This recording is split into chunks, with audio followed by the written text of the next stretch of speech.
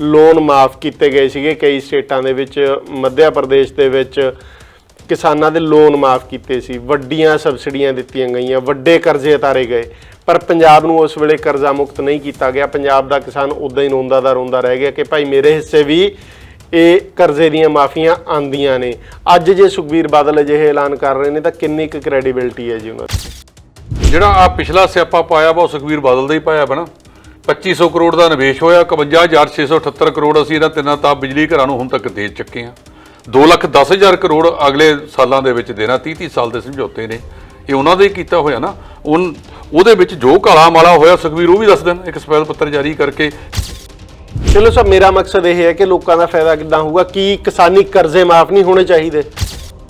Bill जे अरबा खरबा रुपया इंडस्ट्रीलिस्टां ਦਾ ਮਾਫ ਹੋ ਸਕਦਾ ਹੈ ਬੈਂਕ ਦਾ NPA ਦੇਖੋ ਤਾਂ ਸਹੀ ਕਿੱਥੇ ਜਾ ਕੇ ਜਾਂਦਾ ਹੈਗਾ ਉਹਨਾਂ ਨੂੰ ਅਰਬਾਂ ਦੀ ਮਾਫੀ ਦਿੱਤੀ ਜਾ ਸਕਦੀ ਹੈ ਤਾਂ ਜਿਹੜਾ ਜਿੰਨੇ ਗੁਜਰਾਤੀ ਨੇ ਬਾਹਰਲੇ ਵਿੱਚ ਬੈਠੇ ਨੇ ਕੋਈ ਵੀ ਹੈ ਜਿਹੜਾ 2-4 ਹਜ਼ਾਰ ਕਰੋੜ ਤੋਂ ਘੱਟ ਠੱਗੀ ਮਾਰ ਕੇ ਗਿਆ ਹੋਵੇ ਉਹਨਾਂ ਤੱਕ ਕਿਸਾਨਾਂ ਦਾ ਹੈ ਹੀ ਨਹੀਂ।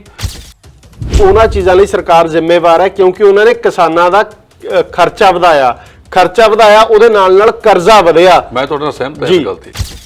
ਮੈਂ ਕਹਿੰਦਾ ਸਬਸਿਡੀ ਕਿਸਾਨ ਨੂੰ ਮਿਲਣੀ ਚਾਹੀਦੀ ਜੇ ਬਾਕੀ ਲੈਂਦੇ ਨੇ ਕਿਸਾਨ ਕਿਉਂ ਨਾ ਲੈਣ। ਹਾਂ ਉਹਨਾਂ ਦਾ ਲੋਨ ਕਿਉਂ ਨਾ ਮਾਫ ਕੀਤਾ ਜਾਵੇ ਮੇਰਾ ਸਵਾਲ ਇਹ ਹੈ। ਲੋਨ ਮਾਫ ਹੋਣ ਦੇ ਉੱਤੇ ਮੈਂ ਤੁਹਾਡੇ ਨਾਲ 200% ਸਹਿਮਤ ਹਾਂ। ਸਾਨੂੰ ਲਿਆਂਦਾ ਕੀ ਤੇ ਕਿ ਇਸ ਫਸਲ ਦੀ MSP ਹੈ ਕਿਸਾਨ ਨੂੰ ਇਹ ਚੱਕਰ ਚੋਂ ਕੱਢਿਆ ਜਾ ਸਕਦਾ ਤੁਸੀਂ ਬਾਕੀ ਫਸਲਾਂ ਦੀ MSP ਕਰ ਦਿਓ ਤੇ ਯਕੀਨੀ ਬਣਾ ਦਿਓ ਕਿ ਇਸ ਭਾਅ ਦੇ ਉੱਤੇ ਫਸਲ ਵਿਕੇਗੀ। ਮਸਲਨ ਬਿਜਲੀ ਦਾ ਸੰਕਟ ਜੁਲਾਈ ਦੇ ਵਿੱਚ ਹੀ ਕਿਉਂ ਗਹਿਰਾਂਦਾ ਆ। ਜਿਹੜਾ ਜੁਲਾਈ ਦਾ ਮਹੀਨਾ ਹੁੰਦਾ ਇਹਦੇ ਵਿੱਚ ਪੈਡੀ ਸੀਜ਼ਨ ਨਾਲ ਆ ਜਾਂਦਾ ਝੋਨੇ ਦੀ ਲੁਆਈ ਆ ਜਾਂਦੀ ਹੈ ਤੇ ਜਿਹੜੀ ਬਿਜਲੀ ਦੀ ਮੰਗ ਹੈ ਜਿਹੜੀ 7-8 ਮੈਗਾਵਾਟ ਦੀ ਜਾਂਦੀ ਸਿੱਧੀ ਇਹ 14,000 ਜਾਂ 13,000 ਪਿਛਲੇ ਸਾਲ ਵੱਧ ਤੋਂ ਵੱਧ 13,500 ਮੈਗਾਵਾਟ ਗਈ ਸੀ ਔਰ 500 ਤੋਂ ਲੈ ਕੇ 1000 ਮੈਗਾਵਾਟ ਦੇ ਵਿੱਚ ਹਰ ਵਾਰ ਵਾਧਾ ਹੋ ਰਿਹਾ।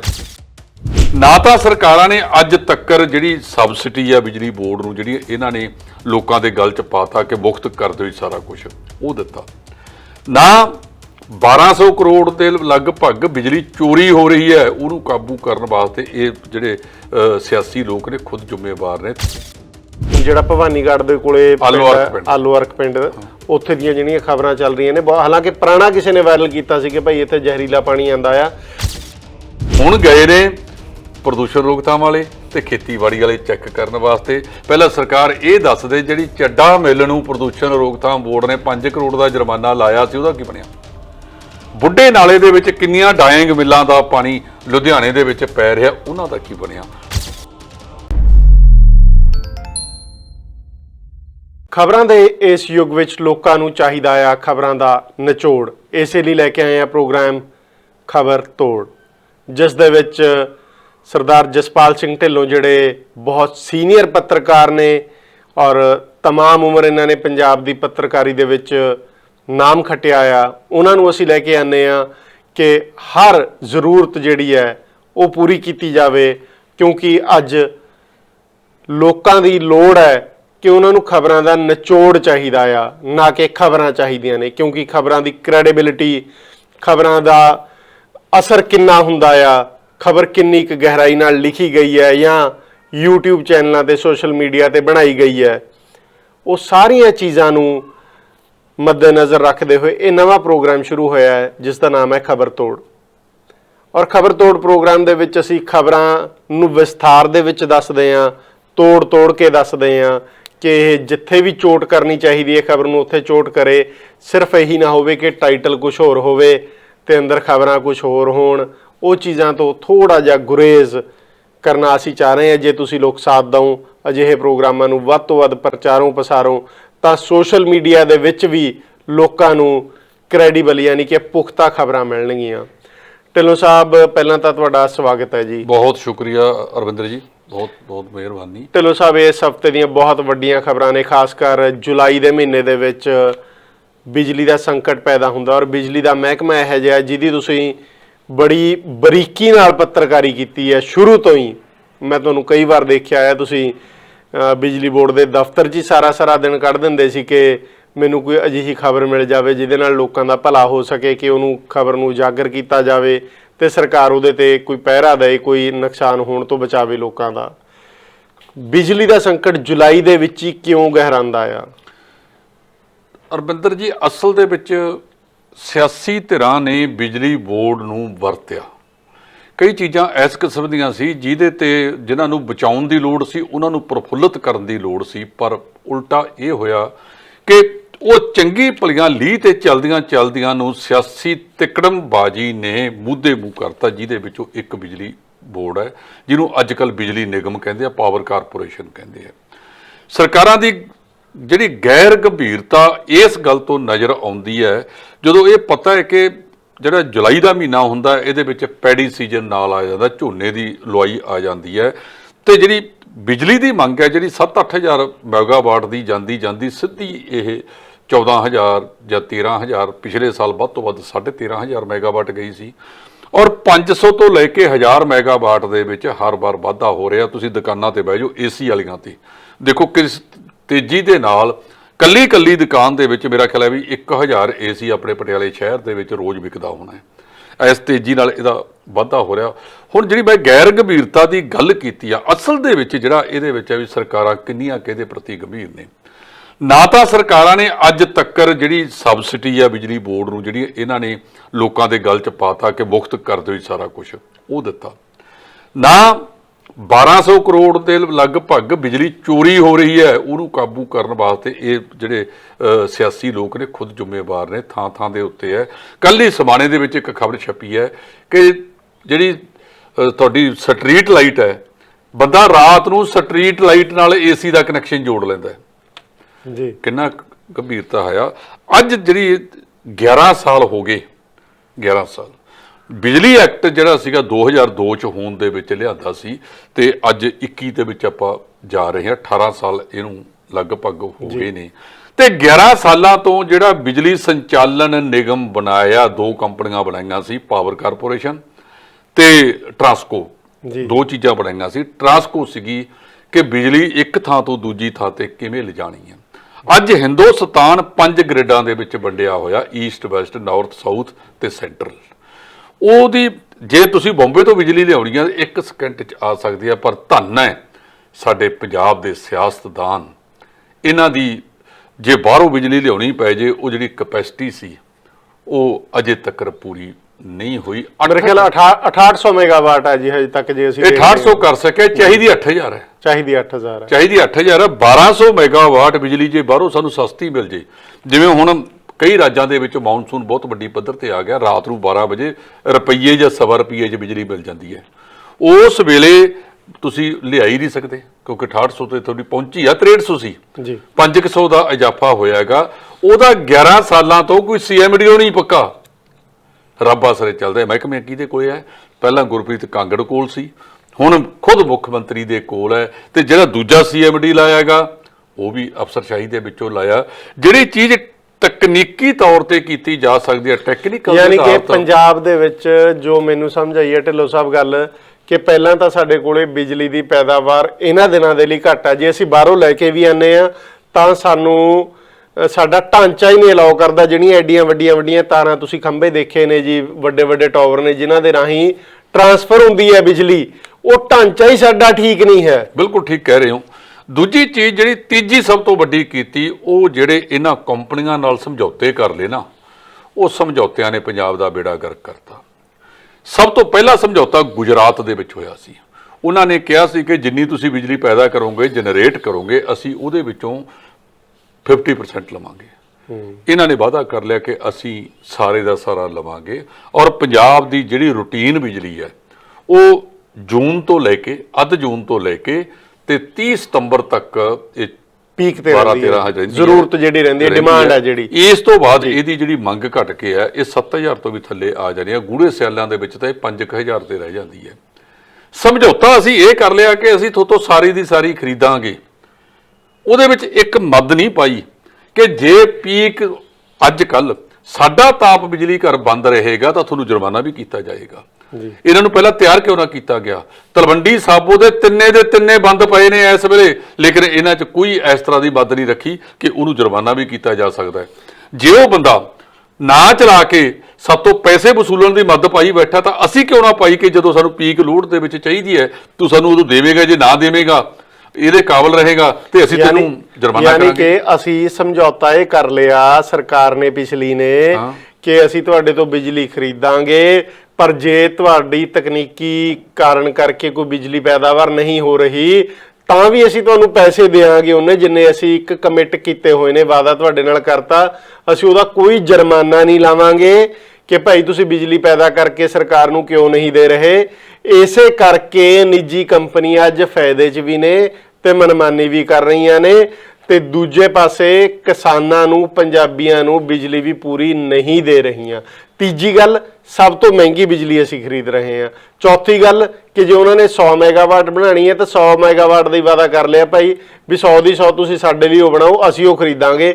ਜਿਹੜੀ ਪਿਛਲੀ ਸਰਕਾਰ ਗੱਲਾਂ ਕਰਦੀ ਸੀ ਕਿ ਪਾਕਿਸਤਾਨ ਨੂੰ ਅਸੀਂ ਐਕਸਪੋਰਟ ਕਰਾਂਗੇ ਬਿਜਲੀ, ਅੱਜ ਤੱਕ ਵੀ ਆਪਣੇ ਕੋਲੇ ਬਿਜਲੀ ਪੂਰੀ ਨਹੀਂ ਕਰ ਪਾ ਰਹੇ, ਸਾਡੇ ਕਿਸਾਨਾਂ ਨੂੰ ਬਿਜਲੀ ਨਹੀਂ ਮਿਲ ਰਹੀ। ਤੀਜੀ ਗੱਲ ਜਿਹੜੀ ਸਭ ਤੋਂ ਵੱਡੀ ਕੀਤੀ, ਪਿਛਲੀ ਸਰਕਾਰ ਨੇ ਬਠਿੰਡਾ ਤਾਪ ਬਿਜਲੀ ਘਰ ਤੇ 750 ਕਰੋੜ ਰੁਪਈਆ ਖਰਚਤਾ।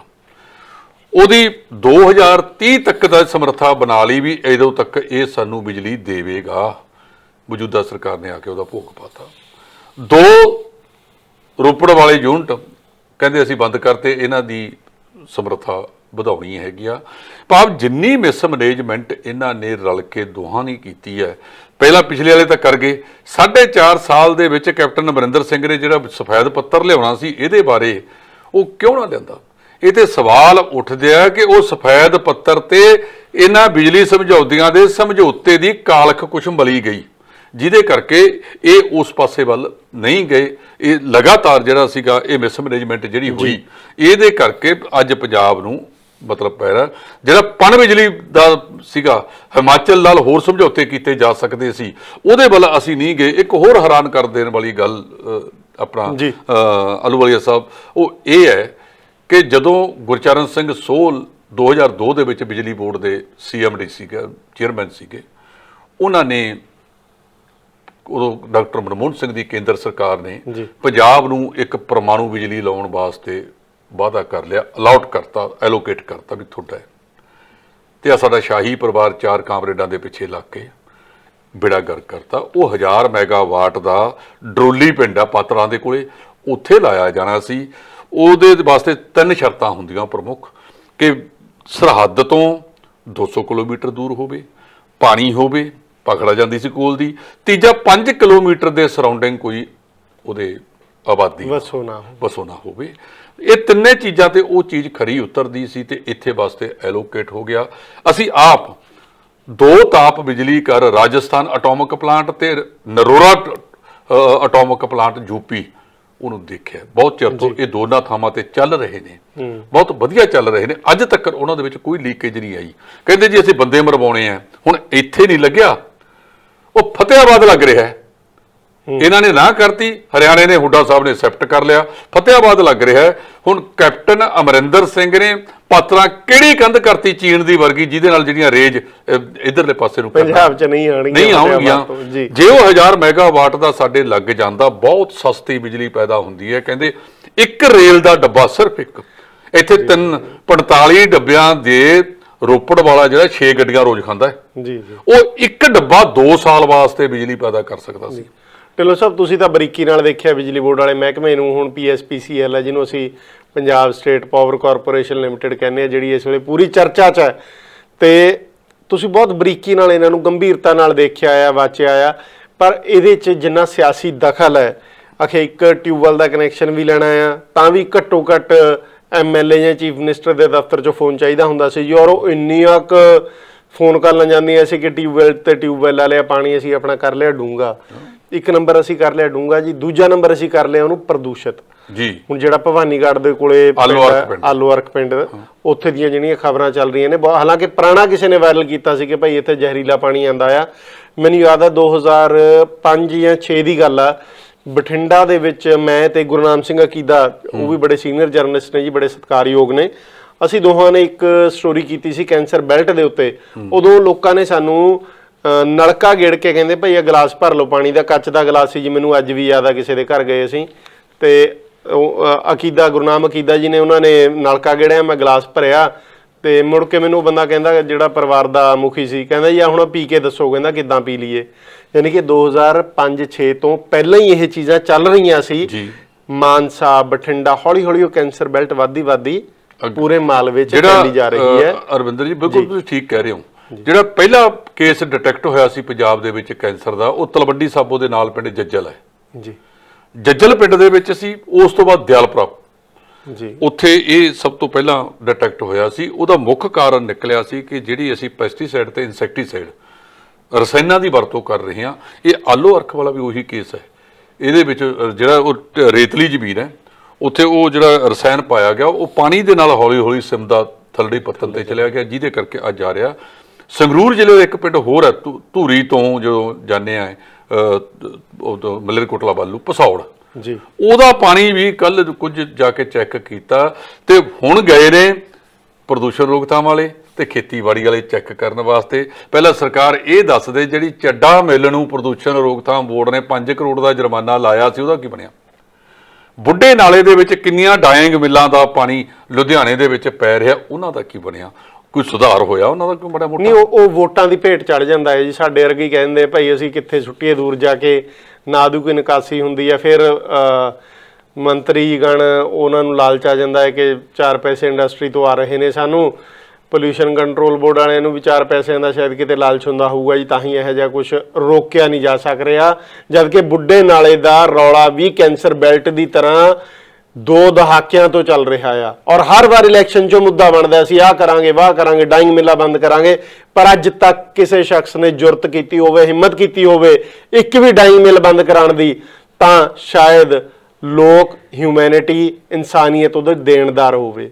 ਪਰ ਨਾਸ਼ੁਕਰੇ ਲੋਕ ਨੇ ਜੀ, ਜਿੰਨੇ ਰਾਜਨੀਤੀ ਦੇ ਵਿੱਚ ਆਉਂਦੇ ਨੇ ਨਾਸ਼ੁਕਰੇ ਨੇ। ਉਹ ਪਹਿਲਾਂ ਲੋਕਾਂ ਨੂੰ ਕਹਿੰਦੇ ਅਸੀਂ ਤੁਹਾਡੀ ਜਾਨ ਮਾਲ ਦੀ ਰੱਖਿਆ ਕਰਾਂਗੇ, ਬਾਅਦ 'ਚ ਕੁਝ ਵੋਟਾਂ ਦੇ ਲਾਲਚ ਨੂੰ ਜਾਂ ਕੁਝ ਪੈਸਿਆਂ ਦੇ ਲਾਲਚ ਨੂੰ, ਇਹ ਮੈਂ ਪੁਖਤਾ ਤੌਰ ਤੇ ਕਹਿ ਸਕਦਾ ਹਾਂ, ਉਹ ਆਪਣੇ ਆਪ ਨੂੰ ਵੇਚਦੇ ਨੇ। ਅਸੀਂ ਤਾਂ ਕਹਿੰਦੇ ਹਾਂ ਕਿ ਲੋਕ ਵਿਕਦੇ ਨੇ, ਰਾਜਨੀਤਿਕ ਲੋਕ ਵਿਕਦੇ ਨੇ। ਆਮ ਬੰਦਾ ਨਹੀਂ ਵਿਕਦਾ, ਰਾਜਨੀਤਿਕ ਲੋਕ ਵਿਕਦੇ ਨੇ ਵੋਟਾਂ ਪਿੱਛੇ, ਪੈਸਿਆਂ ਪਿੱਛੇ, ਜਿਹੜੇ ਸਮਾਜ ਦਾ ਇਨਵਾਇਰਨਮੈਂਟ ਦਾ ਸੁਧਾਰ ਨਹੀਂ ਕਰਦੇ। ਤੇ ਇਸੇ ਦੇ ਨਾਲ ਜਿਹੜਾ ਆਲੂ ਅਰਖ ਵਾਲਾ ਹੁਣ ਮਸਲਾ ਚੱਲ ਰਿਹਾ ਹੈ ਢਿੱਲੋਂ ਸਾਹਿਬ, ਇਹਦਾ ਤੁਹਾਨੂੰ ਲੱਗਦਾ ਕੋਈ ਹੱਲ ਨਿਕਲੂ? ਹਾਲਾਂਕਿ ਡਿਪਾਰਟਮੈਂਟ ਜਾਣ ਲੱਗ ਗਏ ਉੱਥੇ, ਕਦੇ ਖੇਤੀਬਾੜੀ ਡਿਪਾਰਟਮੈਂਟ ਨਾਲ ਜਾਣ ਨਾਲ ਕੀ ਹੋਏਗਾ? ਤੁਸੀਂ ਆਲੂ ਅਰਖ ਤਾਂ ਆਪਣੇ ਤੋਂ 35 ਕਿਲੋਮੀਟਰ ਹੈ, ਜਿਹੜਾ ਆਪਣੇ ਟਿਊਬਵੈਲਾਂ ਦੇ ਵਿੱਚ ਇੱਥੇ ਤੇਜ਼ਾਬ ਪਾਇਆ ਜਾ ਰਿਹਾ ਸੀ, ਹਾਲੇ ਤਾਂ ਉਹਦਾ ਨਹੀਂ ਹੋਇਆ। ਇੱਥੇ ਪਾਤਲਾਂ ਦੇ ਕੋਲ ਇੱਕ ਵੱਡੀ ਫੈਕਟਰੀ ਜਿਹੜੀ ਜਾਲੀ ਬਣਾਉਂਦੀ ਸੀ ਪਨੀਰ, ਹਾਂ, ਉਹਦਾ ਪਰਦਾਫਾਸ਼ ਹੋਇਆ ਸੀ, ਕੀਤਾ ਸੀ, ਉਹਦਾ ਕੁਝ ਨਹੀਂ ਹੋਇਆ। ਕੁਝ ਸਾਲਾਂ ਪਹਿਲਾਂ ਆ ਹੁਣ ਜੁਲਾਈ ਦਾ ਮਹੀਨਾ ਚੱਲ ਰਿਹਾ ਹੈ, ਅਗਸਤ ਸਤੰਬਰ ਆ ਲੈਣ ਦਿਓ, 33 ਰੁਪਏ ਦਾ ਖੋਆ ਉਹ ਸ਼ਰੇਆਮ ਇੱਥੇ ਗਦਾਮਾਂ 'ਚ ਆ ਕੇ ਪੈਕ ਹੋਏਗਾ। ਅੱਜ ਦੀਵਾਲੀ ਨੇੜੇ ਆ ਰਹੀ ਹੈ, ਅੱਜ 45 50 60 ਰੁਪਏ ਦੁੱਧ ਵਿਕਦਾ ਹੈਗਾ ਤੇ ਖੋਆ 33 34 ਰੁਪਏ ਨੂੰ ਇੱਥੇ ਤੱਕ ਪਹੁੰਚੇਗਾ। ਔਰ ਰਸਾਇਣ ਆਧਾਰਿਤ ਨੇ। ਕਿਉਂ ਕੋਈ ਕਰੇਗਾ ਜਦੋਂ ਇਹਨਾਂ ਦਾ ਤੁਸੀਂ ਇਹਨਾਂ ਦੇ 2 ਫਾਇਰ ਨੇ। ਇੱਕ ਅਸ਼ੋਕ ਰੌਣੀ ਹੁੰਦੇ ਸੀਗੇ ਡਿਪਟੀ ਡਾਇਰੈਕਟਰ, ਜੇ ਇਹਨਾਂ ਦੀ ਹੈਲਥ ਵਾਲਿਆਂ ਦੀ ਲੈਬੋਰਟਰੀ 'ਚੋਂ ਪਾਸ ਹੋ ਕੇ ਆਉਂਦਾ, ਉਹ ਜਿਹੜੇ ਡੇਅਰੀ ਡਿਪਾਰਟਮੈਂਟ ਦੀ ਲੈਬੋਰਟਰੀ 'ਚੋਂ ਫੇਲ ਹੋ ਕੇ ਆਉਂਦਾ। ਇੱਕ ਸਾਡੇ ਬੜੇ ਸਤਿਕਾਰਯੋਗ ਨੇ ਹਰਿੰਦਰ ਸਿੰਘ ਚਾਹਲ, ਉਹ SSP ਸੰਗਰੂਰ ਹੁੰਦੇ, ਮੈਨੂੰ ਕਹਿੰਦੇ ਭਾਈ ਕੋਈ ਚੱਜ ਦਾ ਕੰਮ ਕਰਨਾ ਚਾਹੁੰਦਾ ਮੈਨੂੰ ਦੱਸੇ ਕੀਤਾ ਜਾਵੇ। ਉਹਨਾਂ ਨੇ ਜਿੰਨੀਆਂ ਐਂਟਰੀਆਂ ਸੀ ਸੰਗਰੂਰ ਜ਼ਿਲ੍ਹੇ ਦੀਆਂ ਸਾਰਿਆਂ ਤੇ ਨਾਕੇ ਲਵਾਤੇ। ਰਾਤ ਨੂੰ 3 ਟਰੱਕ ਫੜ ਲਏ ਕੋਈ ਦੇ। ਕਹਿੰਦੇ ਇਹਦਾ ਸੈਂਪਲ ਕਿਵੇਂ ਕਰਾਂ? ਮੈਂ ਕਿਹਾ ਜੀ ਇਕੱਲਾ ਸਿਹਤ ਦਾ ਨਾ ਕਰਿਓ, ਪਾਸ ਹੋ ਕੇ ਆਊਗਾ ਲਿਖ ਲਓ ਮੇਤੋਂ। ਉਹ ਪਹਿਲਾ ਬੰਦਾ ਸੀਗਾ ਜਿਹਨੇ 120 ਦੇ ਵਿੱਚ ਨਾਲ ਸਿਹਤ ਵਾਲੇ ਵੀ ਢੰਗ ਤੇ ਜੀ। ਸੋ ਜੇ ਕਰਨਾ ਹੋਵੇ ਤਾਂ ਬਹੁਤ ਕੁਝ ਕੀਤਾ ਜਾ ਸਕਦਾ। ਜਿਹੜੀ ਤੁਸੀਂ ਗੱਲ ਕੀਤੀ ਨਾ, ਲੁਧਿਆਣੇ ਦੇ ਵਿੱਚ ਸਿਆਸੀ ਲੋਕ ਮਤਲਬ ਜ਼ਿੰਮੇਵਾਰ ਨੇ, ਇਹ ਹੁਣ ਜਾਨ ਲੈਣ ਦੇ ਜ਼ਿੰਮੇਵਾਰ ਨੇ ਜੀ। ਲੋਕਾਂ ਦੀ ਜਾਨ ਲੈਂਦੇ ਨੇ। ਆਲੂ ਅਰਖ ਦੇ ਵਿੱਚ ਇਕੱਲੇ ਸੈਂਪਲ ਆ ਜਾਣਗੇ, ਸੈਂਪਲ ਤਾਂ ਆਪਾਂ 500 ਭਰ ਦਿੰਦੇ ਆ। ਜੇ ਡਾਰਕ ਜ਼ੋਨ ਮੁੱਖ ਮੰਤਰੀ ਕੈਪਟਨ ਅਮਰਿੰਦਰ ਸਿੰਘ ਨੂੰ ਦਿਖਦਾ ਨਹੀਂ ਕਿ 138 ਚ 110 ਜ਼ੋਨ ਅਜਿਹੇ ਨੇ ਜਿੱਥੇ ਪੀਣ ਵਾਸਤੇ ਪਾਣੀ ਵੀ ਨਹੀਂ ਕੱਢਿਆ ਜਾ ਸਕਦਾ। ਅਰਵਿੰਦਰ, ਤੁਸੀਂ ਮੈਨੂੰ ਇਹ ਦੱਸੋ ਪਹਿਲਾਂ ਕਿ ਜਿਹੜਾ ਰਾਜ ਪਾਣੀਆਂ ਦੇ ਨਾਂ ਤੇ ਜਾਣਿਆ ਜਾਂਦਾ ਹੋਵੇ, ਉਹਦੀ 70% ਸਿੰਚਾਈ ਹੈ ਜਿਹੜੀ, 73% ਸਿੰਚਾਈ ਟਿਊਬਵੈਲਾਂ ਤੇ ਹੈ, ਸਿਰਫ 27% ਜਿਹੜੀ ਹੈ ਉਹ ਆਪਣਾ ਨਾਂ ਕੀ ਹੈ ਟਿਊਬਵੈਲ ਤੇ ਹੈ ਤੇ ਨਾ ਉਹਦੇ ਨਹਿਰੀ ਤੇ ਹੈ, ਤੇ 73% ਜਿਹੜੀ ਹੈ ਉਹ ਟੋਟਲ ਦੀ ਟੋਟਲ ਟਿਊਬਵੈਲ ਤੇ ਨਿਰਭਰ ਹੈ। ਜਿਹੜਾ ਟਿਊਬਵੈਲ ਦੀ ਗਿਣਤੀ ਬਹੁਤ ਘੱਟ ਹੁੰਦੀ ਸੀ। ਹੁਣ ਰਣਜੀਤ ਸਾਗਰ ਡੈਮ ਹੈ, ਰਣਜੀਤ ਸਾਗਰ ਡੈਮ ਦੇ ਥੱਲੇ ਸ਼ਾਹਪੁਰ ਕੰਢੀ ਡੈਮ ਬਣਨਾ ਹੈ। ਇਹ 1980 ਦੀ ਸਿਆਸਤ ਸੁਣਦੇ ਆ ਰਹੇ ਹਾਂ, ਪਹਿਲਾਂ ਤਾਂ ਰਣਜੀਤ ਸਾਗਰ ਡੈਮ ਬਾਰੇ, ਜੇ ਉਹ ਸ਼ਾਹਪੁਰ ਕੰਡੀ ਡੈਮ ਪੂਰਾ ਮੁਕੰਮਲ ਹੋ ਜਾਵੇ ਤਾਂ ਤੁਹਾਨੂੰ 200 ਮੈਗਾਵਾਟ ਦੇ ਲਗਭਗ ਮੁਫਤ 'ਚ ਬਿਜਲੀ ਮਿਲੂ ਜੀ। ਤੇ ਜਿਹੜਾ ਪਾਣੀ ਅੱਜ ਪਾਕਿਸਤਾਨ ਨੂੰ ਜਾ ਰਿਹਾ ਉਹ ਪਾਣੀ ਤੁਹਾਡੇ ਵਾਸਤੇ ਆਏਗਾ। ਆਨੰਦਪੁਰ ਸਾਹਿਬ ਤੋਂ ਇਧਰਲੇ ਪਾਸੇ ਇੱਕ ਬਣਾਉਣਾ ਸੀਗਾ ਡੇਰਾਬੱਸੀ ਸਾਈਡ ਨੂੰ ਦਸ਼ਮੇਸ਼ ਨਹਿਰ, ਉਹ ਕਿੱਥੇ ਬਣ ਗਈ ਜੀ? 1997 'ਚ ਬਾਦਲ ਸਾਹਿਬ ਦੇ ਵਿੱਚ ਕੈਪਟਨ ਕਮਲਜੀਤ ਸਿੰਘ ਅਨਾਉਂਸ ਕਰਦੇ ਹੁੰਦੇ ਸੀ। ਫਿਰ ਇਹਨਾਂ ਨੇ ਕਿਹਾ ਕਿ ਜਿਵੇਂ ਤੁਸੀਂ ਜਦੋਂ ਤਾਜ਼ਾ ਹੀ ਪਹਾੜਾਂ ਦਾ ਗੇੜਾ ਕੱਢ ਕੇ ਆਏ ਹੋ, ਜਦੋਂ ਪੰਜੌਰ ਤੋਂ ਪਹਿਲਾਂ ਸੱਜੇ ਪਾਸੇ ਇੱਕ ਡੈਮ ਬਣਿਆ ਵਾ ਕੁਸ਼ਲਿਆ ਡੈਮ, ਉਹ ਘੱਗਰ ਦੀ ਸਾਰੀ ਉਹ ਹੈ। ਜੇ ਉਸ ਤੋਂ ਅੱਗੇ ਮੁਬਾਰਕਪੁਰ ਦੇ ਵਿੱਚ ਆਪਾਂ ਡੈਮ ਬਣਾ ਲਈਏ ਤਾਂ ਘੱਗਰ ਜਿਹੜਾ ਨੁਕਸਾਨ ਕਰਦਾ ਇਸ ਵੇਲੇ ਨਾਲ ਤਾਂ ਰੋਕਿਆ ਜਾ ਸਕਦਾ ਹੈ, ਨਾਲੇ ਨੁਕਸਾਨ ਨਾ ਕਰੇ, ਨਾਲੇ ਉਹ ਪਾਣੀ ਜਿਹੜਾ ਹੈਗਾ ਸਿੰਜਾਈ ਵਾਸਤੇ ਛੱਡਿਆ ਜਾ ਸਕਦਾ ਹੈ। ਜਿਵੇਂ ਇੱਥੇ ਤਾਂ ਇਹ ਹਾਲ ਹੈ ਕਿ ਜਿਹੜੀ ਉਹ ਕੁਸ਼ਲਿਆ ਡੈਮ ਤੋਂ ਅੱਗੇ ਆ ਕੇ ਇੱਕ ਕਲੋਨੀ ਬਣੀ ਹੋਈ ਹੈ, ਉਹਦਾ ਨਾਂ ਹੈਗਾ ਅਮਰਾਵਤੀ ਇਨਕਲੇਵ, ਉਹ ਸਾਰਾ ਘੱਗਰ ਦੇ ਨੈਚੁਰਲ ਫਲੋ 'ਚ ਹੈ ਜੀ। ਘੱਗਰ ਦਾ ਰੁੱਖ ਨਹੀਂ ਬਦਲਿਆ। ਕਦੇ ਤੁਸੀਂ ਪਾਤੜਾ ਤੋਂ ਜਾਓ, ਇੱਕ ਆਉਂਦਾ ਹੈਗਾ 32 ਦਰਾ ਜੀ, ਉਹ 32 ਦਰੇ ਦੀ ਕਪੈਸਿਟੀ 50,000 ਕਿਊਸਕ ਹੈ। ਖਨੌਰੀ ਤੋਂ ਪਹਿਲਾਂ ਭਾਖੜਾ ਦੇ ਥੱਲੋਂ ਦੀ ਘੱਗਰ ਨਿਕਲਦਾ 455 ਆਰਡੀ, ਉਹ ਤੇ 25 ਕਰੋੜ ਰੁਪਇਆ ਖਰਚਤਾ 10,000 ਕਿਊਸਕ ਤੋਂ 25,000 ਕਿਊਸਕ ਕਰਨ ਤੇ ਕਿਲੋਮੀਟਰ ਅੱਗੇ ਨਹੀਂ ਪਾਇਆ ਜਿੱਥੇ 50,000 ਕਿਊਸਕ ਪਾਣੀ ਜਾਂਦਾ। ਢਿੱਲੋਂ ਸਾਹਿਬ, ਇਹ ਚੀਜ਼ਾਂ ਜਿਹੜੀਆਂ ਸਾਫ਼ ਤੌਰ ਤੇ ਸਾਨੂੰ ਦੱਸਦੀਆਂ ਨੇ ਕਿ ਸਰਕਾਰਾਂ ਦੀ ਨੀਅਤ ਜੇ ਸਾਫ਼ ਹੋਵੇ ਤਾਂ ਪਲੈਨਿੰਗ ਠੀਕ ਨਹੀਂ ਹੁੰਦੀ, ਜੇ ਪਲੈਨਿੰਗ ਠੀਕ ਹੋਵੇ ਤਾਂ ਨੀਅਤ ਸਾਫ਼ ਨਹੀਂ ਹੁੰਦੀ। ਇਹਦੇ ਵਿੱਚ ਵਿਚਾਲੀ ਲੋਕ ਵਿਚਾਰੇ ਉਲਝੇ ਰਹਿੰਦੇ ਨੇ। ਇਹਦੇ 'ਚ ਕੋਈ ਸ਼ੱਕ ਨਹੀਂ ਹੈ ਕਿ ਜੇ ਘੱਗਰ ਦੇ ਵਿੱਚੋਂ ਅਸੀਂ ਪਾਣੀ ਕੱਢ ਲਈਏ, ਚਾਹੇ ਡੈਮ ਬਣਾ ਲਈਏ, ਚਾਹੇ ਸੂਏ ਬਣਾ ਕੇ ਅਸੀਂ ਇਰੀਗੇਸ਼ਨ ਸਿਸਟਮ ਬਣਾ ਦਈਏ, ਤਾਂ ਵੀ ਬਹੁਤ ਫਰਕ ਪੈ ਜਾਊਗਾ। ਇੱਕ ਇਰੀਗੇਸ਼ਨ ਸਿਸਟਮ ਬਣਨਾ ਸੀ, ਸੂਏ ਨਿਕਲਣੇ ਸੀਗੇ ਬਨੂੜ ਸਾਈਡ ਵਾਲੇ ਪਿੰਡਾਂ ਨੂੰ, ਉਹ ਪਿਛਲੀ ਅਮਰਿੰਦਰ ਸਿੰਘ ਹੁਣਾਂ ਦੀ ਸਰਕਾਰ ਵੇਲੇ ਪ੍ਰਨੀਤ ਕੌਰ ਹੁਣਾਂ ਨੇ ਸ਼ੁਰੂ ਕਰਾਇਆ ਸੀਗਾ। ਪਰ ਕਿਉਂਕਿ ਸਰਕਾਰ ਬਦਲੀ 2006-7 ਦੇ ਵਿੱਚ ਜਾ ਕੇ, ਤੇ ਉਦੋਂ ਬਾਅਦ ਉਹ ਠੇਕੇਦਾਰ ਵੀ ਭੱਜ ਗਿਆ, ਪੇਮੈਂਟਾਂ ਨਹੀਂ ਹੋਈਆਂ, ਉਹਦੀਆਂ ਵਿਚਾਰਦੀਆਂ ਮਸ਼ੀਨਾਂ ਵੀ ਆਪ ਖੜੀਆਂ ਉੱਥੇ ਦੇਖਿਆ ਨੇ, ਛੱਤਬੀੜ ਦੇ ਨੇੜੇ ਪਿੰਡ ਸੀਗਾ ਜੀ ਕੋਈ। ਤੇ ਢਿੱਲੋਂ ਸਾਹਿਬ, ਇਹਦੇ ਨਾਲ ਹਜ਼ਾਰਾਂ ਡਰੈਗ ਲਾਈਨ ਉੱਥੇ ਖੜੀਆਂ ਨੇ। ਰਣਜੀਤ ਸਾਗਰ ਡੈਮ ਦੇ ਵਿੱਚ ਇੱਕ ਬੈਲਟ ਬਣਾਈ ਸੀ ਜਿਹਦੇ ਰਾਹੀਂ ਸਮਾਨ ਜਾਣਾ ਸੀਗਾ ਡੈਮ ਤੱਕ, ਉਹ ਬੈਲਟ ਕਹਿੰਦੇ ਇੱਕ ਦਿਨ ਚੱਲੀ ਆ ਸਿਰਫ, ਤੇ ਕਰੋੜਾਂ ਅਰਬਾਂ ਦੀ ਉਹਦੀ ਪੇਮੈਂਟ ਜਿਹੜੀ ਆ ਹੋ ਗਈ। ਉਹਦੇ ਜ਼ਿੰਮੇਵਾਰ ਕੌਣ ਹੈ? ਜਦੋਂ ਜ਼ਿੰਮੇਵਾਰੀ ਨਿਰਧਾਰਤ ਨਹੀਂ ਹੁੰਦੀ ਨਾ, ਤੇ ਜਿਹੜਾ ਚੰਡੀਗੜ੍ਹ ਦੇ ਆਸੇ-ਪਾਸੇ ਕੋਠੀਆਂ ਬਣੀਆਂ ਨੇਗੀਆਂ, ਐਵੇਂ ਤਾਂ ਨਹੀਂ ਬਣੀਆਂ। ਉਹ ਕਹਿੰਦੇ ਜਦੋਂ ਇੱਕ ਨਵੀਂ ਸੜਕ ਬਣਦੀ ਹੈ ਤਾਂ ਇੱਥੇ 10 ਕੋਠੀਆਂ ਨਵੀਆਂ ਬਣ ਜਾਂਦੀਆਂ ਨੇ ਉਦੋਂ। ਸੋ ਤੁਹਾਡੀ ਗੱਲ ਤੁਸੀਂ ਕੀਤੀ ਹੈ ਨੀਅਤ ਵਾਲੀ, ਨੀਅਤ ਦੇ ਵਿੱਚ ਖੋਟ ਹੈ। ਜਿੱਦਣ ਨੀਅਤ ਸਾਫ਼ ਹੋਊਗੀ, ਕੋਈ ਸਾਫ਼ ਨੀਅਤ ਵਾਲਾ ਬਹਿ ਗਿਆ, ਉਦੋਂ ਇਹ ਸਮੱਸਿਆਵਾਂ ਹੁਣ ਬਾਈ ਆ ਰਹੀ ਹੈ। ਪੰਜਾਬ ਦੇ ਲੋਕਾਂ ਨੂੰ, ਕੁਝ ਸਾਫ਼ ਨੀਅਤ ਵਾਲੇ ਲੋਕਾਂ ਨੂੰ ਚੁਣਨ ਦੀ ਲੋੜ ਹੈ। ਉਹਦੇ ਨਾਲ ਹੀ ਸ਼ਾਇਦ ਪੰਜਾਬੀਆਂ ਦਾ ਭਲਾ ਹੋਊਗਾ, ਲੋਕਾਂ ਦਾ ਭਲਾ ਹੋਊਗਾ, ਪੰਜਾਬ ਦਾ ਭਲਾ ਹੋਊਗਾ। ਜਿਸ ਤਰ੍ਹਾਂ ਢਿੱਲੋਂ ਸਾਹਿਬ ਨੇ ਦੱਸਿਆ ਕਿ ਸਾਡਾ ਤਾਂ ਸਟੇਟ ਹੀ ਪਾਣੀਆਂ ਦੇ ਨਾਂ ਤੇ ਜਾਣਿਆ ਨਹੀਂ ਜਾਂਦਾ, ਸਾਡਾ ਤਾਂ ਨਾਮ ਹੀ 5 ਆਬ ਹੈ, 5 ਪਾਣੀ ਹੈ। ਤੇ ਉੱਥੇ ਜੇ ਪਾਣੀ ਦਾ ਇਹ ਹਾਲ ਆ ਤਾਂ ਸਾਨੂੰ ਆਪ ਨੂੰ ਸ਼ਰਮ ਆਉਣੀ ਚਾਹੀਦੀ ਆ। ਉਹਨਾਂ ਫੈਕਟਰੀਆਂ ਨੂੰ ਮਨਜ਼ੂਰੀ ਦੇਣ ਵਾਲਿਆਂ ਨੂੰ ਡੁੱਬ ਕੇ ਮਰ ਜਾਣਾ ਚਾਹੀਦਾ ਅਜਿਹੇ ਪਾਣੀ ਦੇ ਵਿੱਚ, ਜਿਹੜੇ ਸਾਡੇ ਰਸਾਇਣਿਕ ਤੱਤ ਜਿਹੜੇ ਪਾਣੀ ਦੇ ਵਿੱਚ ਗਰਾਊਂਡ ਦੇ ਨੀਚੇ ਜਾ ਰਹੇ ਨੇ। ਬਹੁਤ ਲਾਹਨਤ ਵਾਲੀ ਗੱਲ ਹੈ, ਕਿਉਂਕਿ ਇਨਸਾਨੀ ਜਾਨਾਂ ਨਾਲ ਖੇਡ ਰਹੇ ਨੇ ਤੇ 302 ਦੇ ਪਰਚੇ ਉਹਨਾਂ ਤੇ ਦਰਜ ਹੋਣੇ ਚਾਹੀਦੇ ਨੇ। ਢਿੱਲੋਂ ਸਾਹਿਬ, ਇਹਦੇ ਨਾਲ ਹੀ ਅਸੀਂ ਇੱਕ ਹੋਰ ਚੀਜ਼ ਵੱਲ ਆਉਂਦੇ ਹਾਂ, ਜਿਹੜਾ ਵਿਵਾਦ ਵੱਧ ਰਿਹਾ। ਸੁਖਬੀਰ ਸਿੰਘ ਬਾਦਲ ਨੇ ਕੱਲ ਕਹਿਤਾ ਕਿ ਜੀ ਕਿਸਾਨਾਂ ਦੇ ਪਰਿਵਾਰਾਂ ਨੂੰ ਜਿਹੜੇ ਸ਼ਹੀਦ ਹੋਏ ਨੇ ਉਹਨਾਂ ਨੂੰ ਨੌਕਰੀ ਦੇਵਾਂਗੇ, ਉਹਨਾਂ ਨੂੰ ਕਈ ਕੁਛ ਉਹਨਾਂ ਨੇ ਪ੍ਰੋਮਿਸਿਸ ਕੀਤੇ। ਉੱਤੇ ਕੈਪਟਨ ਅਮਰਿੰਦਰ ਸਿੰਘ ਹੁਣਾਂ ਨੇ ਵੀ ਪ੍ਰਤੀਕਰਮ ਜ਼ਾਹਰ ਕੀਤਾ ਹੈ ਕਿ ਭਾਈ ਇਹ ਤਾਂ ਅਸੀਂ ਆਲਰੇਡੀ ਕਰ ਰਹੇ ਹਾਂ। ਪਰ ਉਹਦੇ ਵਿੱਚੋਂ ਇੱਕ ਚੀਜ਼ ਜਿਹੜੀ ਨਿਕਲ ਕੇ ਆਉਂਦੀ ਆ ਉਹ ਇਹ ਹੈ ਕਿ ਜਦੋਂ ਬੀਜੇਪੀ ਦੀ ਕੇਂਦਰ ਦੇ ਵਿੱਚ ਸਰਕਾਰ ਸੀ ਤੇ ਅਕਾਲੀ ਦਲ ਪੰਜਾਬ ਦੇ ਵਿੱਚ ਸੀ, ਉਦੋਂ ਗੱਫੇ ਵੰਡੇ ਗਏ ਸੀਗੇ, ਲੋਨ ਮਾਫ ਕੀਤੇ ਗਏ ਸੀਗੇ ਕਈ ਸਟੇਟਾਂ ਦੇ ਵਿੱਚ। ਮੱਧ ਪ੍ਰਦੇਸ਼ ਦੇ ਵਿੱਚ ਕਿਸਾਨਾਂ ਦੇ ਲੋਨ ਮਾਫ ਕੀਤੇ ਸੀ, ਵੱਡੀਆਂ ਸਬਸਿਡੀਆਂ ਦਿੱਤੀਆਂ ਗਈਆਂ, ਵੱਡੇ ਕਰਜ਼ੇ ਉਤਾਰੇ ਗਏ। ਪਰ ਪੰਜਾਬ ਨੂੰ ਉਸ ਵੇਲੇ ਕਰਜ਼ਾ ਮੁਕਤ ਨਹੀਂ ਕੀਤਾ ਗਿਆ। ਪੰਜਾਬ ਦਾ ਕਿਸਾਨ ਉੱਦਾਂ ਹੀ ਰੋਂਦਾ ਦਾ ਰੋਂਦਾ ਰਹਿ ਗਿਆ ਕਿ ਭਾਈ ਮੇਰੇ ਹਿੱਸੇ ਵੀ ਇਹ ਕਰਜ਼ੇ ਦੀਆਂ ਮਾਫੀਆਂ ਆਉਂਦੀਆਂ ਨੇ।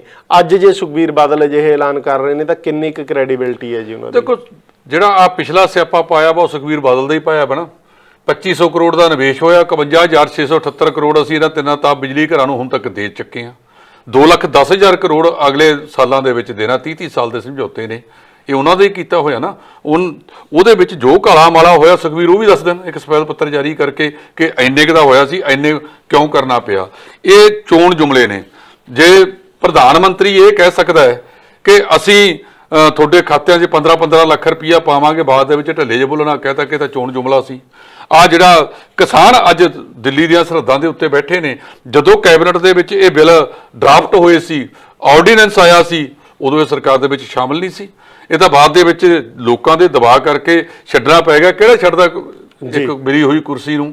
ਤੇ ਉਹਨਾਂ ਨੂੰ ਉਹ ਪੁਰਾਣੀ ਕੁਰਸੀ ਨੂੰ ਦੇਖ ਦੇਖ ਕੇ ਝੂਰ ਰਹੇ ਨੇ। ਜਿਹੜੀ ਸਰਕਾਰ ਮੌਜੂਦਾ ਬੈਠੀ ਹੈ, ਚਲੋ ਇਹ ਆਪਦੀ ਸਿਆਸਤ ਕਰਦੇ ਰਹਿਣ। ਜਿਵੇਂ ਅਮਰਿੰਦਰ ਸਿੰਘ ਨੇ ਕਹਿਤਾ ਕਿ ਉਹਨਾਂ ਕਿਸਾਨਾਂ ਦੇ ਪਰਿਵਾਰਾਂ ਨੂੰ ਅਸੀਂ ਨੌਕਰੀ ਦੇਵਾਂਗੇ, ਸ਼ੁਕਰ ਹੈ ਉਹਨਾਂ ਪਰਿਵਾਰਾਂ ਨੂੰ ਜਿਹੜਾ ਮੁਆਵਜ਼ਾ ਲਾਉਂਦੇ ਸੀ ਉਹ ਪੰਜਾਬ ਸਰਕਾਰ ਦੇ ਰਹੀ ਹੈ। ਜੀ ਢਿੱਲੋਂ ਸਾਹਿਬ, ਮੇਰਾ ਮਕਸਦ ਇਹ ਹੈ ਕਿ ਲੋਕਾਂ ਦਾ ਫਾਇਦਾ ਕਿੱਦਾਂ ਹੋਊਗਾ? ਕੀ ਕਿਸਾਨੀ ਕਰਜ਼ੇ ਮਾਫ ਨਹੀਂ ਹੋਣੇ ਚਾਹੀਦੇ? ਜੇ ਅਰਬਾਂ ਖਰਬਾਂ ਰੁਪਈਆ ਇੰਡਸਟਰੀਲਿਸਟਾਂ ਦਾ ਮਾਫ ਹੋ ਸਕਦਾ ਹੈ, ਬੈਂਕ ਦਾ ਐਨਪੀਏ ਦੇਖੋ ਤਾਂ ਸਹੀ ਕਿੱਥੇ ਜਾ ਕੇ ਜਾਂਦਾ ਹੈਗਾ।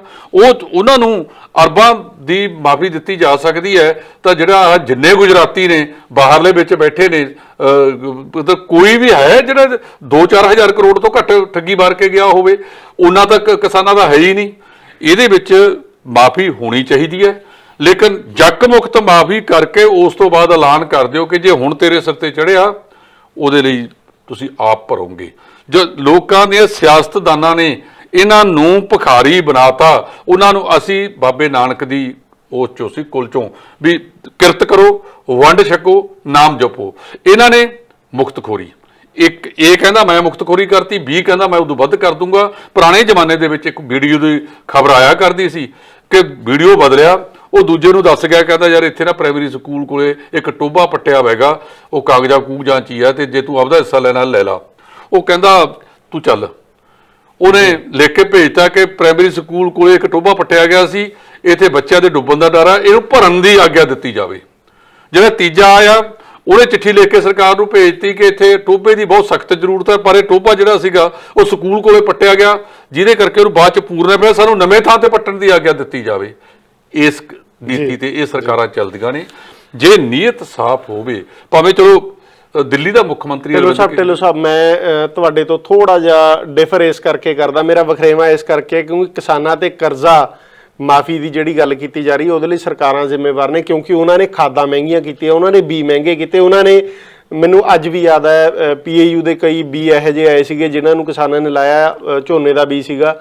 ਉਦੋਂ ਬਾਅਦ ਇਹ ਕਿਹਾ ਗਿਆ ਜੀ ਇਹਦੇ ਤਾਂ ਟੋਟਾ ਜ਼ਿਆਦਾ, ਇਹਦਾ ਤਾਂ ਅਦਲੰਗ ਆ ਜੀ, ਇਹਦੇ 'ਚ ਤਾਂ ਮੋਇਸਚਰ ਜ਼ਿਆਦਾ ਆ। ਸੋ ਉਹਨਾਂ ਚੀਜ਼ਾਂ ਲਈ ਸਰਕਾਰ ਜ਼ਿੰਮੇਵਾਰ ਹੈ, ਕਿਉਂਕਿ ਉਹਨਾਂ ਨੇ ਕਿਸਾਨਾਂ ਦਾ ਖਰਚਾ ਵਧਾਇਆ, ਉਹਦੇ ਨਾਲ ਕਰਜ਼ਾ ਵਧਿਆ। ਮੈਂ ਤੁਹਾਡੇ ਨਾਲ ਸਹਿਮਤ ਹਾਂ ਇਸ ਗੱਲ ਤੇ। ਇਸ ਗੱਲ ਤੇ ਅਸੀਂ ਮੁਫਤਖੋਰ ਵਾਲੀ ਗੱਲ ਉਹ ਵੱਖਰੀ ਗੱਲ ਹੋ ਗਈ ਹੈ। ਮੈਂ ਕਹਿੰਦਾ ਸਬਸਿਡੀ ਕਿਸਾਨ ਨੂੰ ਮਿਲਣੀ ਚਾਹੀਦੀ, ਜੇ ਬਾਕੀ ਲੈਂਦੇ ਨੇ ਕਿਸਾਨ ਕਿਉਂ ਨਾ ਲੈਣ? ਹਾਂ, ਉਹਨਾਂ ਦਾ ਲੋਨ ਕਿਉਂ ਨਾ ਮਾਫ ਕੀਤਾ ਜਾਵੇ? ਮੇਰਾ ਸਵਾਲ ਇਹ ਹੈ। ਲੋਨ ਮਾਫ ਹੋਣ ਦੇ ਉੱਤੇ ਮੈਂ ਤੁਹਾਡੇ ਨਾਲ 200% ਸਹਿਮਤ ਹਾਂ। ਤੁਹਾਨੂੰ ਯਾਦ ਹੋਣਾ ਪਿਛਲੀ ਵਾਰੀ ਚਿੱਟੀ ਬੱਖੀ ਆਈ ਸੀ ਤੇ ਜਦੋਂ ਪੈਸਟੀਸਾਈਡ ਦਾ ਜੈਤੋ ਦੇ ਕੋਲ ਪੈਸੇ ਫੜੇ ਗਏ ਸੀ, ਇੱਕ ਸਿਆਸੀ ਆਗੂ ਨੂੰ ਦੇਣ ਲੱਗਿਆ ਜਾਂਦੇ। ਜਿਹੜੀ ਕਾਟਨ ਬੈਲਟ ਸੀ, ਰਾਮਪੁਰਾ, ਤਪਾ, ਮੌੜ ਮੰਡੀ, ਬਠਿੰਡਾ, ਇੱਥੇ ਘੱਟੋ ਘੱਟ ਵੀ 5-5 6-6 ਗਏ ਲੱਗੀਆਂ ਵੀਆਂ ਸੀਗੀਆਂ ਕਾਟਨ ਮਿੱਲਾਂ। ਉਹ ਕਾਟਨ ਮਿੱਲਾਂ ਦੀ ਜਿਹੜੀ ਗੱਠ ਬਣ ਕੇ ਬੰਬੇ ਜਾਂਦੀ ਸੀ, ਉਹਦੇ ਨਾਲ ਰੁਜ਼ਗਾਰ ਜੁੜੇ ਹੋਏ ਸੀ। ਜੇ ਨਾਲੇ ਤਾਂ ਸਾਡਾ ਪਾਣੀ ਨਹੀਂ ਗੰਧਲਾ ਹੁੰਦਾ ਸੀ ਜਦੋਂ ਨਰਮਾ ਕਪਾਹ ਹੋਇਆ ਕਰਦੀ ਸੀ। ਸਾਨੂੰ ਲਿਆਂਦਾ ਕੀ ਤੇ ਕਿ ਇਸ ਫਸਲ ਦੀ MSP ਹੈ। ਕਿਸਾਨ ਨੂੰ ਇਹ ਚੱਕਰ ਚੋਂ ਕੱਢਿਆ ਜਾ ਸਕਦਾ, ਤੁਸੀਂ ਬਾਕੀ ਫਸਲਾਂ ਦੀ MSP ਕਰ ਦਿਓ ਤੇ ਯਕੀਨੀ ਬਣਾ ਦਿਓ ਕਿ ਇਸ ਭਾਅ ਦੇ ਉੱਤੇ ਫਸਲ ਵਿਕੇਗੀ। ਮਸਲਨ ਮੱਕੀ ਦਾ ਭਾਅ 1850 ਰੁਪਏ ਹੈ, ਮਾਰਕੀਟ ਦੇ ਵਿੱਚ ਵਿਕ ਕਿੰਨੀ ਰਹੀ ਹੈ? 800, 850, 1000 ਰੁਪਏ ਦੇ। ਜੇ ਕਿਸਾਨ ਨੂੰ 1850 ਰੁਪਇਆ ਵੀ ਮਿਲ ਜੇ, ਜੋ ਇਹਨਾਂ ਨੇ ਐਲਾਨਿਆ, ਸਵਾਮੀਨਾਥਨ ਤਾਂ ਇਹ ਕਹਿੰਦਾ ਕਿ ਕਿਸਾਨ ਦੇ ਖਰਚੇ ਦੇ ਵਿੱਚ 50% ਪ੍ਰੋਫਿਟ ਜੋੜੋ, ਤਾਂ ਉਹਨੂੰ ਜਾ ਕੇ ਬਣਾਓ। ਇੱਕ ਹੋਰ ਨੀਤੀ ਕਿਸਾਨ ਦੇ ਵਾਸਤੇ ਜਿਹੜੀ ਹੈਗੀ ਹੈ, ਇਹਨਾਂ ਨੇ ਜਿਹੜਾ ਜਿਵੇਂ ਹੁਣ 50-50,000 60,000 ਠੇਕਾ ਚੱਲ ਰਿਹਾ ਸੀ, ਇਸ ਵਾਰ ਘਟਿਆ ਕੋਵਿਡ ਕਰਕੇ ਥੋੜਾ ਜਿਹਾ, 60,000 ਲੈ ਕੇ ਇਹ ਪਾਉਂਦੇ ਨੇ। ਜਿਹੜਾ 2 ਸਾਲ ਪਹਿਲਾਂ ਹੋਇਆ ਹੈਗਾ 7,000 ਠੇਕਾ, ਤੇ ਜਦੋਂ ਜੇ ਠੇਕਾ 50,000 ਪਵੇ ਤਾਂ MSP ਆਪਣੇ ਆਪ ਵੱਧ ਜੇ, ਉਸ ਭਾਅ ਤੱਕ ਤੇ ਜਾ ਕੇ ਦੇਣੀ ਪਵੇ। ਕਿੱਥੇ 7,000 ਹੁਣ 13,000 ਹੈ ਤੇ ਕਿੱਥੇ 50,000। ਜੇ ਮਾਰਕੀਟ ਰੇਟ, ਜਿਵੇਂ ਜਦੋਂ ਜ਼ਮੀਨਾਂ ਵੀ ਖਰੀਦੀਆਂ ਜਾਂਦੀਆਂ ਨੇ, ਕਿਸਾਨਾਂ ਦਾ ਇਹੀ ਰੌਲਾ ਨਾ ਵੀ ਤੁਸੀਂ ਜ਼ਮੀਨ ਲੈ ਲਓ ਪਰ ਮਾਰਕੀਟ ਰੇਟ ਦਿਓ, ਮਾਰਕੀਟ ਰੇਟ ਤੇ ਨਹੀਂ ਕਿਸਦੀ ਹੈ। ਇਹ ਸਾਰੇ ਥਾਵਾਂ ਦੇ ਉੱਤੇ 36 ਕਿਸਮ ਦੀਆਂ ਨੇ। ਜਿਹੜੀ ਜਾਲੀ ਪੈਸਟੀਸਾਈਡ ਵਰਤੀ ਗਈ, ਜਾਲੀ ਇਨਸੈਕਟੀਸਾਈਡ ਵਰਤਿਆ ਗਿਆ, ਉਹਨੇ ਕਿਸਾਨਾਂ ਨੂੰ ਤਬਾਹ ਕੀਤਾ, ਕਿਸਾਨਾਂ ਦੀਆਂ ਫਸਲਾਂ ਨੂੰ ਤਬਾਹ ਕੀਤਾ। ਕਿਸਾਨ ਨੂੰ ਜੇ ਸਬਸਿਡੀ ਹੈ, ਉਹਨੂੰ ਡਾਇਰੈਕਟ ਰੂਪ ਦੇ ਵਿੱਚ ਉਹਨੂੰ ਜ਼ਰੂਰਤ ਹੈ।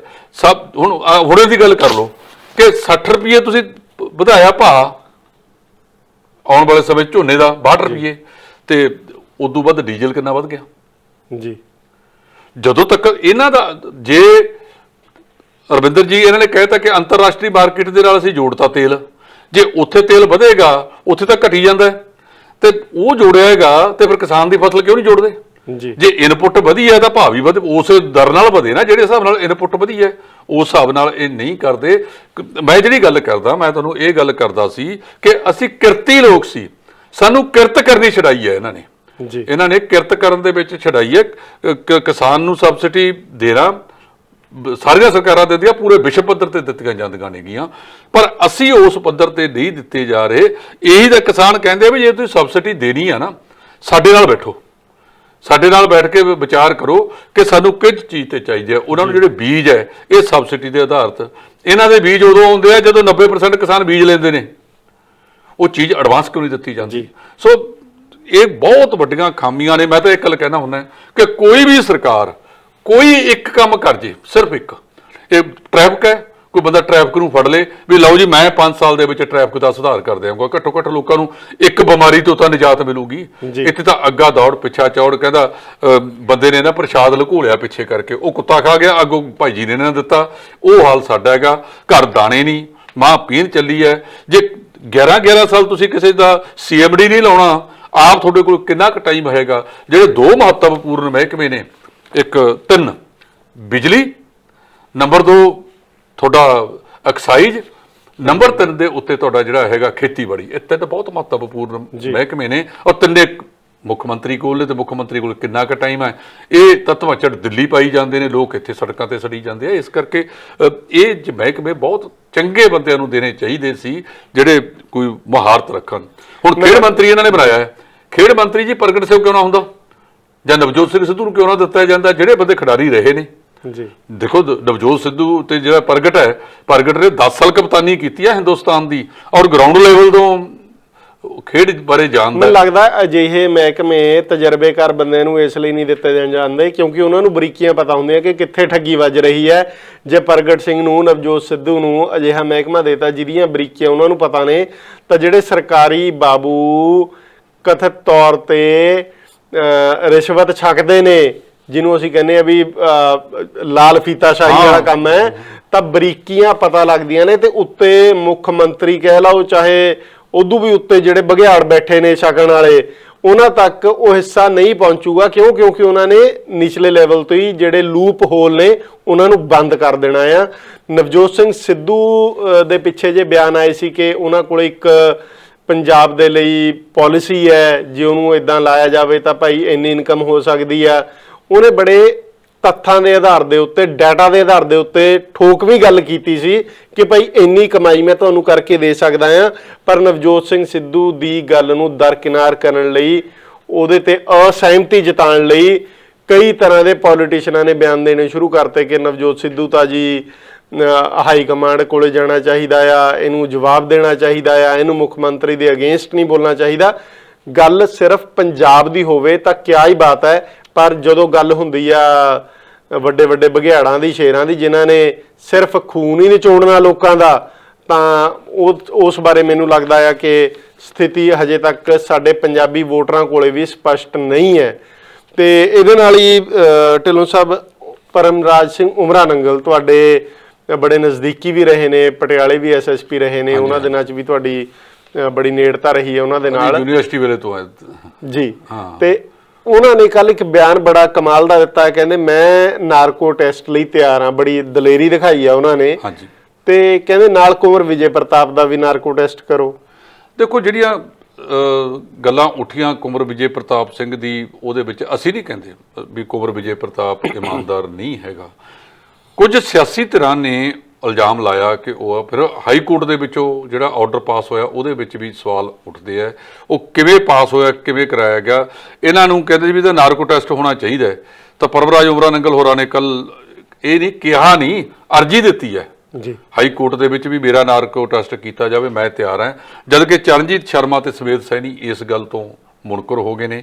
ਨਾਲ ਉਹਨਾਂ ਨੇ ਇੱਕ ਉਠਾਤਾ ਕਿ ਕੁੰਵਰ ਵਿਜੇ ਪ੍ਰਤਾਪ ਦਾ ਵੀ ਨਾਲ ਬਰਾਬਰ ਕਰਾਇਆ ਜਾਵੇ। ਹੁਣ ਉਹ ਕੁੰਵਰ ਵਿਜੇ ਪ੍ਰਤਾਪ ਪੁਲਿਸ ਅਧਿਕਾਰੀ ਤਾਂ ਰਹੇ ਨਹੀਂ। ਇਹਨਾਂ ਦੀ ਆਪਸੀ ਦੁਸ਼ਮਣੀ ਕੀ ਹੈ ਜੀ, ਕੁੰਵਰ ਵਿਜੇ ਪ੍ਰਤਾਪ ਤੇ ਉਮਰਾ ਨੰਗਲ ਦੀ? ਇਹਨਾਂ ਦੀ ਦੁਸ਼ਮਣੀ ਨਹੀਂ ਹੈਗੀ ਜੀ, ਅਸਲ ਦੇ ਵਿੱਚ ਨਾ ਦੋਨੇ ਬਰਾਬਰ ਦੀਆਂ ਪੋਸਟਾਂ ਤੇ ਰਹਿੰਦੇ ਰਹੇ ਹੈ।